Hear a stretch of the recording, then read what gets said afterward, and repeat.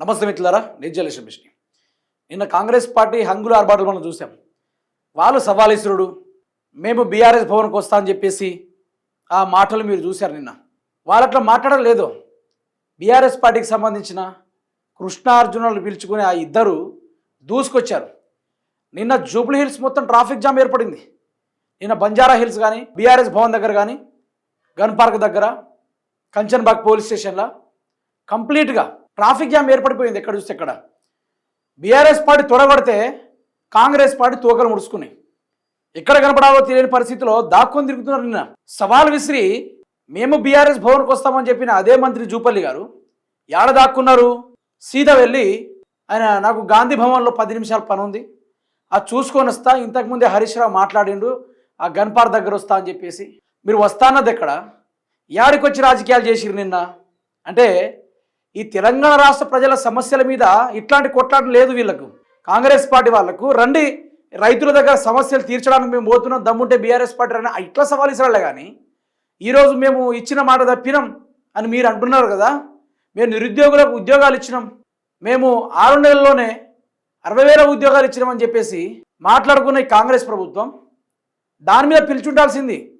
Revanth Reddy stage మీద నుంచి ఈ మాట చెప్పాల్సింది. 2 లక్షల ఉద్యోగాలపై చర్చకు మేము సిద్ధమని చెప్పేసి నిరుద్యోగుల కోసం కొట్లాడాల్సింది. అవన్నీ మనకు మాట్లాడి చాటుతాం కాదు. ఎలక్షన్ల ముందేమో అవ్వాబాంచాలనుకుంటూ సూసైడ్ స్టార్లు, నాకు ఓటేయకుంటే సింతాకు నేను ఊరేసుకొని చచ్చిపోతా, నాకు ఓటేయకుంటే ఇది నాకు లాస్ట్ అని ఇట్లా చాలామంది రాజకీయాలు చేసి అధికారంలోకి వచ్చిర్రు. ఈరోజు ఇప్పుడు చూసుకుంటే తొడలు కొట్టుకుంటున్నారు, మీసాలు మేలేస్తూ ఉన్నారు.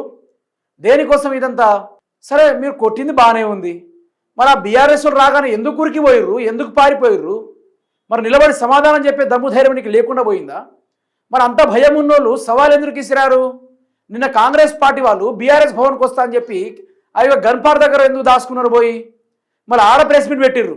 తొడలు కొట్టేదేమో బీఆర్ఎస్ భవన్ కాడ, కానీ మేమంత దమ్ము ధైర్యం లేనోళ్ళం, మేమంత దమ్ము ధైర్యం ఉన్నోళ్ళం కాదు, మేము గన్ పార్క్ దగ్గరే కూర్చుంటామని చెప్పేసి ఆడ కూర్చున్నారు. మీరు చూడండి, ఆ కథనాన్ని కూడా అదే విధంగా చూసుకోండి. తొడగొట్టిన బీఆర్ఎస్, తోక ముడిచిన కాంగ్రెస్, డర్గయ సర్కార్. ఇక ఈ వ్యవస్థను మీరు చూసుకోవచ్చు మిత్రులారా. ఈ కథను మీరు చూడండి, ఏమంటారంటే మాటలకు కట్టుబడకుండా నాలుక మడత, వాళ్ళు రమ్మన్న చోటుకు వస్తామన్న అరెస్టులు. మొదట తెలంగాణ భవన్కు వస్తానని జూపల్లి బీరాలు, ఉదయం నుంచి ఎదురు చూసిన కేటీఆర్ హరీష్, తెలంగాణ భవన్లో ప్రత్యేక కుర్చీ వేసి వెయిటింగ్. తూచక్కడికి రానని గాంధీ భవన్కు జూపల్లి. గురుకులాల్లో టెండర్ల అవినీతిని నిరూపించేందుకు గన్ పార్కు రావాలని బీఆర్ఎస్కు మంత్రుల సవాల్. ఇగో చూసిర్రా, ఒకవేళ గన్ పార్క్ దగ్గర వచ్చి మాత్రం ఆ నుంచి మళ్ళీ పారిపోయేటోళ్ళు వీళ్ళు. మరి దమ్ము ధైర్యం కూర్చోవాలి కదా. నిన్న హరీష్ రావు ఏమని చెప్పారు? జూపల్లికి చీము నెత్తురు ఉంటే ఇప్పుడు చెప్తున్న అసెంబ్లీ పెట్టిగా కేసీఆర్ అప్పుల పైన అసెంబ్లీ పెట్టని చెప్పేసి నిన్న ప్రెస్ మీట్ పెట్టి మరి ఊదర కొట్టేశాడు. అయితే ఈ కథ చూసుకోండి, ఇక్కడ కథ చూసుకోండి. ఇక చర్చలకు సవాల్ విసిరి మంత్రుల పాలాయనం. గన్ పార్కుకు బయలుదేరిన కేటీఆర్ హరీష్ రావు తెలంగాణ భవన్ గేటు దాటకుండానే అడ్డుకున్న పోలీసులు. అభ్యంతరం తెలిపిన బీఆర్ఎస్ శ్రేణులు ఉద్రిక్తం. పోలీసుల ఓవర్ యాక్షన్తో కింద పడిపోయిన హరీష్. ఉద్రిక్త నడుమే మంత్రులకు ఫోన్ చేసిన హరీష్ రావు. ఎన్నిసార్లు ప్రయత్నించిన ఫోన్ ఎత్తని మంత్రులు. తాను కేసీఆర్తోనే మాట్లాడతానని జూపల్లి దాటవేత. కంచన్బాగ్ పిఎస్కు బీఆర్ఎస్ నేత తరలింపు. అయితే నాకు నవ్వొచ్చింది అంటే, నేను కేసీఆర్ తోటే మాట్లాడతా, లే కేసీఆర్ తోటి చర్చలకు దిగుతా అంటే చిన్నపిల్లలు పరాశగా మాడతారు చూసిర్రా. గా తీరుగా చర్చలకు సిద్ధమని బీరాలు పలికిన కాంగ్రెస్ సర్కార్ చర్చ లేకుండానే బీఆర్ఎస్ నేతల అరెస్టు చేయించింది.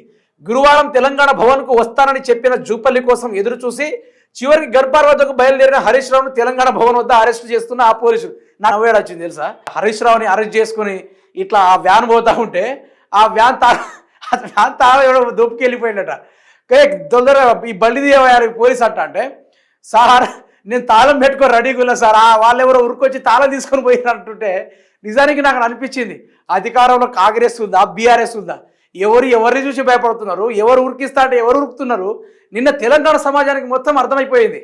అప్పులపై చర్చ. తెలంగాణ భవన్ వస్తానని సవాల్ చేసిన మంత్రి జూపల్లి కృష్ణారావు కోసం గురువారం తెలంగాణ భవన్లో కుర్చీ వేసి శాలువాతో ఎదురు చూస్తున్న BRS working president KTR party నేతలు. ఇది చూడొచ్చు మీరు. ఆ కుర్చీ వేసి మరి రెస్పెక్టెడ్ మినిస్టర్ జూపల్లి కృష్ణారావు అని చెప్పేసి కుర్చీ వేసి మరి కూర్చున్నారు. కానీ ఏం చేశారు? లగాయితే వరాలు చేసిర్రు. ఆ నుంచి ఉరుకో పరుగో నేను నిన్న చెప్పినా కదా, కొన్ని పాటలు కూడా పెట్టినా కదా.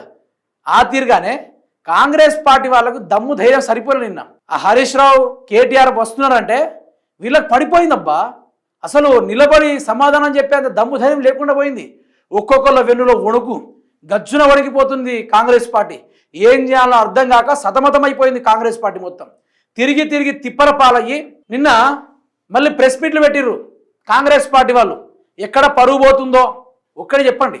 నేను నిన్న చాట్‌జీపీటీలో అడిగిన, చాట్‌జీపీటీ ఏం చెప్పింది, సోషియో ఎకనామిక్ రిపోర్ట్ పరంగా మీకు చూపెట్టాను. కేసీఆర్ చేసిన అప్పులు అక్షరాల 3,52,061 కోట్ల రూపాయలు అని చెప్పేసి నిన్న చాట్‌జీపీటీని క్లియర్ కట్గా అడిగిన. అదేవిధంగా నాకు చెప్పింది. కాగ్ రిపోర్ట్ కూడా అదే ఉందని చెప్పేసి చాట్‌జీపీటీ నిన్న చెప్పింది. ఏఐని అడిగినా కూడా ఇప్పుడు చెప్తుంది కేసీఆర్ చేసిన అప్పుల పైన. నేనేమంటున్నా అంటే, ఎన్ని రోజులు కేసీఆర్కి అన్న వెనకాలనేనా? మీ బతుకులకు ఎన్ని రోజులు కేసీఆర్ వెనకాలనా? మీరేదో 6 గ్యారెంటీలు అన్నారు కదా. మేము వచ్చినా కానీ అందరూ అరే మీకు ఒకటి చూపెట్టాలబ్బా. ఈ సందర్భంలో నాకు టక్కున గుర్తొచ్చింది. మీకు మొన్ననే వినిపిద్దాం అనుకున్నా, కానీ అది మాటల మర్చిపోయిన వ్యవహారం అయిపోయింది. ఒకసారి మీ వినిపించే కార్యక్రమం చేసి ఒక్కసారి వినుకునే ప్రయత్నం చేయండి. ఇది రేవంత్ రెడ్డి రైతులకు కానీ నిరుద్యోగులకు కానీ తెలంగాణ సమాజానికి ఏదైనా పథకాలు పెట్టాలని ఏం చేయాలని డబ్బు లేదంటుండు కదా. కానీ రేవంత్ రెడ్డి సపరేట్గా ఒక టీంని మెయింటైన్ చేసి, ఒక సోషల్ మీడియా టీంని మెయింటైన్ చేసి, అందులో రేవంత్ రెడ్డి ఏమంటానంటే అతని పరిపాలన గురించి చెప్పుకుంటుండు. మరి శాతగానోడు ఎందుకు సీఎంగా ఉంటాడు అని చెప్పేసి ఈ వీడియోకి సంబంధించిన మాటలు కూడా అట్లనే ఉంటాయి.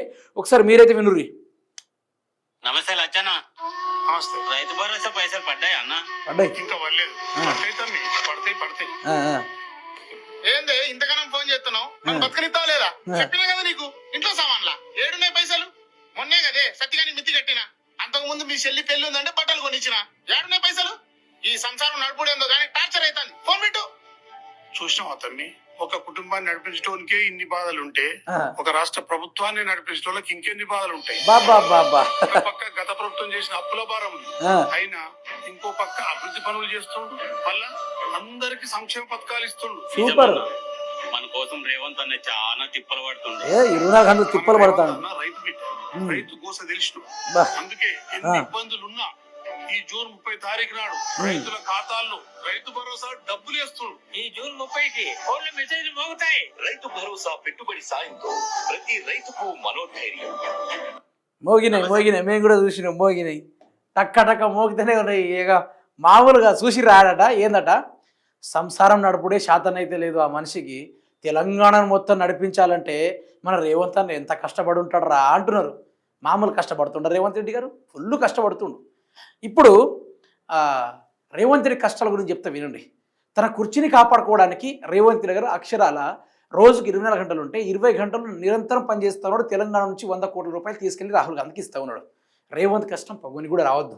రేవంత్ గారు చాలా వరకు తిప్పలు పడుతూ ఉన్నాడు.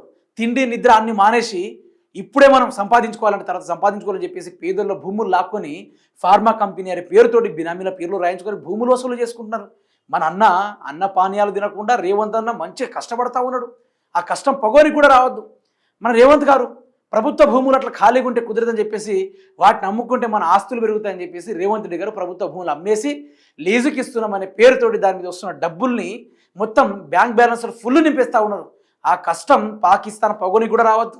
రేవంత్ రెడ్డి గారు పేదల ఇంట్లో కూల్చి ఆ కిందున్న భూముల్ని రియల్ ఎస్టేట్గా మార్చి అమ్మేస్తూ ఉన్నాడు. ఆ యొక్క గోస ఏ పొగని కూడా రావద్దు. ఇంతగానో రేవంత్ రెడ్డి బ్రహ్మాండంగా పనులు చేస్తూ ఉన్నాడు. మీకు నేను చెప్పిన కదా, నిన్న బీఆర్ఎస్ పార్టీ చేసిన అప్పులను మీకు ఆధారాలతో చూపెట్టిన. మళ్ళీ అదేవిధంగా చాట్‌జీపీటీని అడిగినాం. మనం కాగ్ రిపోర్ట్ని చూసుకున్నా ఇంకేదైనా రిపోర్ట్ని చూసుకున్నా కూడా ఇదే సమాధానం చెప్తుంది. ఈరోజు నేను చాట్‌జీపీటీని అడిగిన కాంగ్రెస్ పార్టీ చేసిన అప్పేందో 2.5 సంవత్సరాల్లో కాంగ్రెస్ పార్టీ చేసిన అప్పు మీరు అక్షరాల ఎన్ని కోట్ల రూపాయలు అప్పు చేసిందే. అయితే మీరు చూడొచ్చు, 2026-27 బడ్జెట్ రాష్ట్ర ప్రభుత్వ కొత్త రుణాలు బారోయింగ్ సుమారు 59,000 కోట్ల రూపాయలు వరకు తీసుకోవాలని అంచనా వేసిందట అప్పుడే. అది మీరు చూసుకోవచ్చు.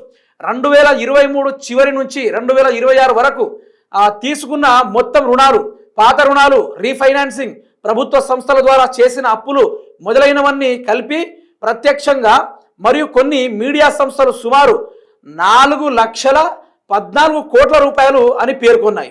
అయితే ఇది ప్రభుత్వ ధృవీకరించిన అధికారిక 4 లక్షల కోట్ల రూపాయలు ఈ కాంగ్రెస్ ప్రభుత్వం అప్పులు పాలు చేసింది. ఇప్పుడు దీనిపైన ఎవరు చర్చలకు వస్తారు, ఎవరు చర్చలకు దిగుతారు? అసెంబ్లీలో మాట్లాడతానంటే అసెంబ్లీలో మైక్ కట్ చేస్తారు. ప్రతిపక్షం వాళ్ళని బయటికి పోకుండా డోర్లు వేస్తారు.